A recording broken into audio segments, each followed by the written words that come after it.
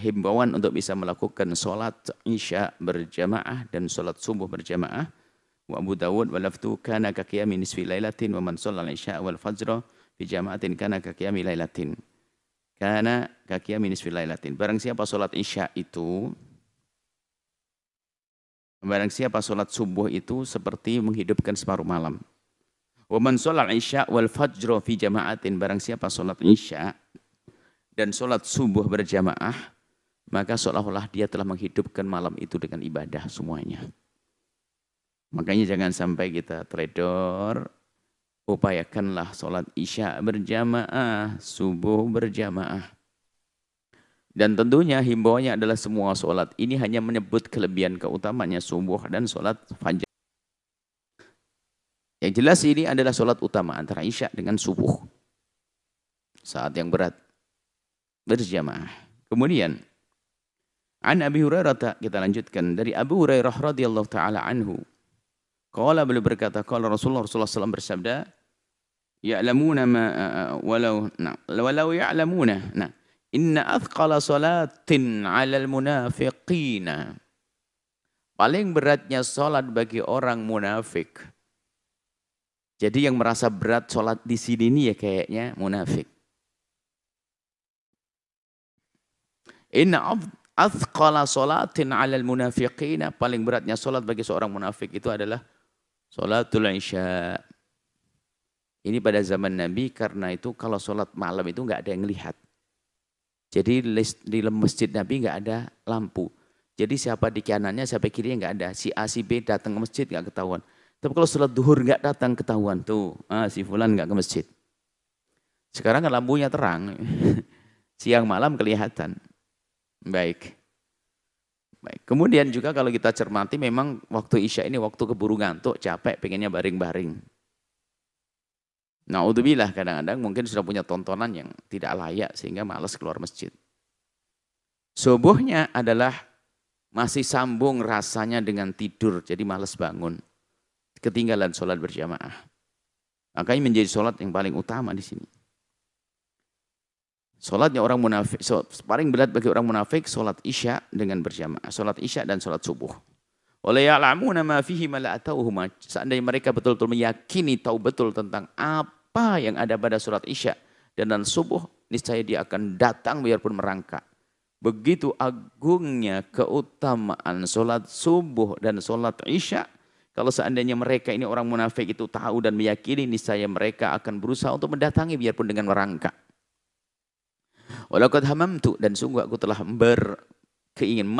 aku hampir an amura bis sholati, menyuruh salat, fatuqam, kemudian salat didirikan dengan berjamaah, tsumma amru rajulan fasalli bin nasi, kemudian aku menyuruh satu orang untuk jadi imam. Jadi Nabi pernah berkemauan mau setiap adzan dikumandangkan, Nabi menyuruh satu orang jadi imam, yang lain salat berjamaah. Tsumma antaliq ma'i birijalin ma'ahum hisamun. Kemudian aku setelah orang pada sholat ini, aku akan lihat kontrol di kampung-kampung ini. Lalu membawa pengikat, membawa satu ikat kayu. Ila qaumin, kepada kaum la yasyaduna sholat, yang enggak mau sholat berjamaah. Wa uharrik alaihim buyutahum, lalu aku bakar rumahnya binari, dengan api neraka. Dengan api. Jadi sampai Nabi mengatakan, begitu pentingnya sholat berjamaah itu sampai aku itu hampir-hampir mau ke kampung, tak lihat siapa yang enggak sholat jamaah, tak bakar rumahnya. Nah, sebagian yang memahami hadis ini, sebagian memahami hadis ini, bahwasanya ini mengatakan sholat berjamaah itu wajib. Sholat berjamaah itu wajib. Wajibnya wajib ain, sebagian mengatakan itu. Nanti kita jelaskan hukumnya, kita baca dulu hadisnya. Nah, kalau begitu kita membahas dulu tentang pembahasan sholat berjamaah. Jadi ulama berbeda pendapat tentang sholat berjamaah itu sampai ada berapa. Pendapat yang pertama mengatakan sholat berjamaah itu wajib.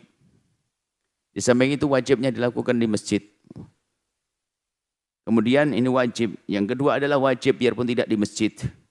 Kemudian terbagi lagi wajib untuk wajib. Wajib menjadi wajib, namanya wajib ain. Dan yang mengatakan wajib ain ada terbagi dua. Wajib ain syarat sahnya sholat, dan wajib ain yang tidak menjadi syarat sahnya sholat. Maksudnya apa? Ada pendapat yang mengatakan kalau sholatnya tidak berjamaah dianggap tidak sah. Kemudian ada yang mengatakan bahwasanya kalau sholat dilakukan tidak berjamaah tetap sah, cuman dosa. Kemudian setelah itu ada yang mengatakan sholat berjamaah adalah sunnah yang sangat dikukuhkan. Kemudian yang lain mengatakan sholat jamaah adalah fardu kifayah. Kalau sudah ada yang melaksanakan, yang lain tidak dosa. Ini banyak pendapat tentang sholat berjamaah. Di antaranya ada yang paling tinggi kita letakkan wajib. Bahkan mengatakan wajibnya di masjid. Bagi laki-laki, kecuali perempuan tidak. Dan ternyata di situ memang di sana adalah seseorang mengambil hadis sesuai dengan apa yang ia dapat, yang ia fahami. Kemudian beliau istinbat, istihad, sehingga menghasilkan hukum seperti itu. Nah, kemudian di dalam madhab kita Imam Syafi'i mengatakan, seperti kata Imam Nawawi bahasanya, sholat berjamaah adalah fardu kifayah. Ada dua pendapat yang besar dalam madhab Imam Syafi'i, sholat berjamaah adalah fardu kifayah. Artinya kalau sudah ada yang melakukan sholat sebagian di masjid, sebagian memang tidak wajib melakukannya. Cuman yang jelas dia kehilangan pahala 27 derajat. Kalau memang orang rindu kemuliaan tentu dia akan berbondong-bondong. Yang kedua adalah sunnah muakkadah yang sangat dikukuhkan. Sunnah muakkadah, sunnah yang sangat dikukuhkan. Inilah efek daripada pemahaman ini, padahal pemahaman ini kan sudah cukup untuk memotivasi kita untuk beribadah. Karena apa? Fardu kifayah. Sunnah muakkadah. Sunnah yang sangat dikukuhkan. Jadi orang-orang yang perindu Allah itu, kalau membaca sunnah bagaimana? Ayo jangan tinggalkan ini. Kenapa? Ini adalah sunnah. Menghargai betul sunnah. Tapi hari ini orang sudah mulai belajar ilmu tuh ngentengin, kan cuma sunnah. Ini kan beda. Orang dulu mengagungkan sunnah, kita meremehkan sunnah. Sehingga sholat jamaah menjadi ogah-ogahan. Bahkan mungkin orang punya ilmu. Seorang pembimbing, seorang ini, Masya Allah, tidak melakukan sholat berjamaah. Aneh. Apakah harus dikasih madhab Imam Ahmad bin Hanbal yang mengatakan sholat berjamaah wajib? Agar dia rajin, karena ada suri toladan. Suri toladan seorang ayah terhadap anak-anaknya. Seorang guru kepada muridnya. Nah, ini adalah masalah ketulusan kepada Allah. Bahkan sebagian ukurannya di sini. Ketulusan seorang pembimbing, seorang guru, seorang ini. Karena dengan sholat berjamaah, termasuk hikmah sholat berjamaah sendiri, biarpun bukan di kalangan santri dan sebagainya, hikmahnya adalah untuk bisa bertemu hati, mungkin bisa berkomunikasi, saling kenal setelah sholat kan, selesai sholat, bisa saling bertemu dan ngobrol dan sebagainya. Nah, maka di dalam urusan misalnya dunia pesantren, seorang guru, seorang ustadz, ini adalah kesempatan untuk saling sambil melihat santri-santrinya, melihat anak-anaknya, anak santrinya, melihat perkembangannya, melihat keadaan mereka. Di saat melakukan sholat, setelah sholat. Bahkan setelah sholat sendiri pun disunnahkan seorang imam menghadap ke jamaah. Biarpun menghadapnya tidak sempurna, menjadikan kiblat di kirinya, jamaah di kanannya sehingga melihat. Nah, sehingga ada sahabat Nabi itu pengen di tempat yang di belakang Nabi agak sedikit ke kanan. Kenapa? Setelah habis sholat langsung Nabi menghadap ke wajahnya. Jadi disunnahkan bagi imam, kalau habis sholat berjamaah, jadi makmum, jadi imam, itu tolonglah jangan ditinggal makmum menghadap ke kiblat terus sampai doa. Ini menunjukkan memang imamnya kurang ngaji, hanya lulusan dia lomba adzan itu kayaknya itu. Nah, itu harus ada fikihnya sedikit lah. Kalau imam waktu lomba adzan tentang suaranya bagus ya, punya Al-Qur'an. Jadi dianjurkan setelah Assalamualaikum, setelah Anda melakukan sholat jamaah, dianjurkan seorang imam menghadapkan dirinya kepada jamaahnya asalkan satu jenis kelamin. Jika di belakangnya ada perempuan menjadi tidak disunahkan lagi. Baik. Ini, nah kemudian bagaimana dengan Imam Syafi'i tentang hadis tadi mau dibakar? Dijawab itu tidak dibakar beneran, hanya mau berandai. Seandainya kayak seolah-olah mau saya bakar. Tapi kenyataannya waktu itu ada orang tidak berjamaah, tidak dibakar oleh Nabi. Berarti sholat berjamaah tidak wajib ain seperti yang disebutkan tadi. Kemudian ada juga satu riwayat, suatu ketika hadis sahih. Ada orang datang ke masjidnya Nabi SAW.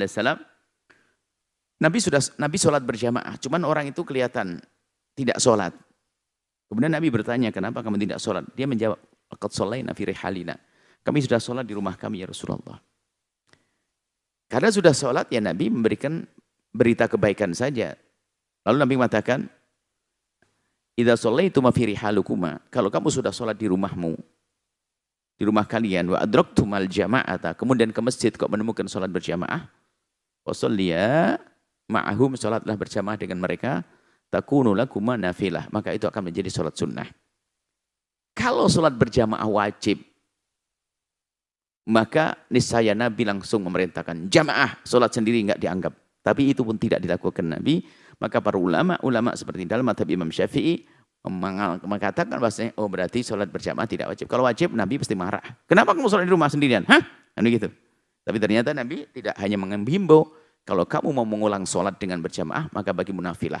Dan ini juga dasar hukumnya mengulang sholat dengan berjamaah khususnya untuk menolong orang. Jadi jangan sholat. Anda ingin sholat sendiri di rumah. Ketemu di masjid sholat berjamaah, Anda sholat dengan mereka. Nah, ini keutamaan bagi Anda. Kemudian satu hadis lagi, fa'ayyuma rajulin adrakathu as-salatu, siapapun yang menemukan sholat, waktu sholat, sholla, maka hendaknya dia sholat haitsu kana, dimanapun. Artinya, biarpun tidak berjamaah dan sebagainya, jangan sampai tidak melakukan sholat. Tapi kami kembalikan kepada pembahasan yang pertama bahwa sholat berjamaah adalah sangat penting, pahalanya berlipat-lipat. Jangan sampai kita tidak rindu melakukan sholat berjamaah. Ini urusan-urusan hati, urusan iman, urusan kerinduan kepada Allah Subhanahu wa Ta'ala. Hadis berikutnya. Jadi, madhab kita adalah madhab Imam Syafi'i mengatakan sholat berjamaah adalah sunnah, fardu kifayah. Yang kedua adalah sunnah yang sangat dikukuhkan. Kalau menurut madhab Imam Ahmad bin Hanbal, maka wajib sholat berjamaah.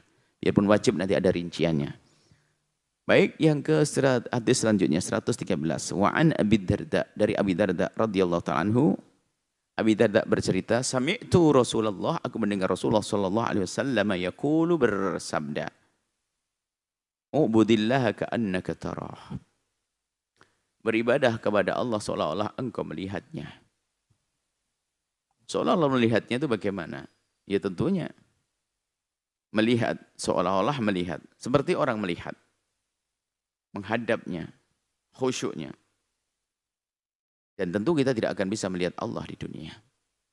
Cuman seolah-olah kan. Ya kan? Itu kalau dengan Allah. Sebetulnya dengan yang lainnya, menggambarkannya begini. Ente kalau sudah seolah-olah siapa yang paling ditakuti itu? Kalau ada, seolah-olah ada. Jangan harus melihatnya. Anggap ada, seolah ada algojo di sini. Orang yang mukulmu. Oh, ada pengawas. Ada mata-mata. Seolah-olah waspada. Ya kurang lebih seperti itu maknanya. Seolah-olah melihat Allah, tapi kita tidak bisa melihat Allah di dunia. Dan itu juga disadari oleh baginda Nabi. Maka hadis selanjutnya, kalau bicara tentang ihsan, fa'ilam takun tarahu. Di sini juga, fa'ilam takun tarahu, nam lanara. Ya Rasulullah, betul kami tidak bisa melihat. Lalu apa yang kami lakukan? Pertama, seolah kamu melihat. Jika kamu tidak bisa melihat Allah, fa'innahu yarak. Cukuplah kamu sholat sebagai orang yang merasa bahwa dia dilihat oleh Allah. Bagaimana keadaanmu, bagaimana gayamu, bagaimana gerak-gerikmu. Kalau kamu merasa dilihat oleh Allah, itu yang terpenting. Fa'ilam takun tarahu, fa'innahu yarak. Maksudnya ini adalah himbauan untuk meningkatkan kualitas kekhusyuan. Wa'udud nafsaka fil mauta. Dan anggap saja kamu itu bersama orang mati. Ya, orang mati. Ya. Orang mati bagaimana? Ya mereka orang mati kalau sudah di hadapan. Mati di hadapan kalian. Orang mati nggak bisa ngapa-ngapain, diem dengan kekhusyuan, nggak macam-macam. Wa iyyaka da'watal madlumi fa innaha tustajab. Ini lanjutan hadis. Awas-awas dengan doanya orang terdolimi. Nah, karena doanya orang yang terdolimi itu dikabul, maka Anda jangan dolim kepada seseorang. Sebab kalau Anda dolim kepada seseorang, Anda telah membukakan pintu pengkabulan doa untuknya. Jangan-jangan yang didoakan adalah Anda dengan doa jelek. Maka celakalah. Maka dolim itu merugikan. Wa man istata'a minkum ay yashhada sholataini. Siapapun dari kalian yang bisa menyaksikan dua salat, al-isya was subha, salat isya dan subuh, walau habwan, biarpun harus merangkak, falyaf'al, maka hendaknya lakukan karena begitu besarnya keutamaan salat berjamaah di waktu isya, salat isya dan salat subuh. Insyaallah ini bisa kami hadirkan pada kesempatan ini saat ini. Salat berjamaah habis ini. Semoga Allah memberikan ilmu yang manfaat, pemahaman yang benar. Wallahu a'lam bissawab.